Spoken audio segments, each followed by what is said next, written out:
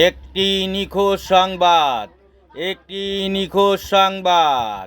ইদানিং মসজিদের কিছু মুসল্লিদের খুঁজে পাওয়া যাচ্ছে না। ইদানিং মসজিদের কিছু মুসল্লিদের খুঁজে পাওয়া যাচ্ছে না।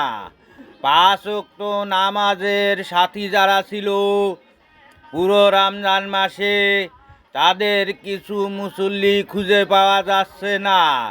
যদি কোনো সহৃদয় ব্যক্তি উক্ত মুসল্লিদের খুঁজে পান, তাহলে দড়ি দিয়ে বেঁধে মসজিদে নিয়ে আসুন।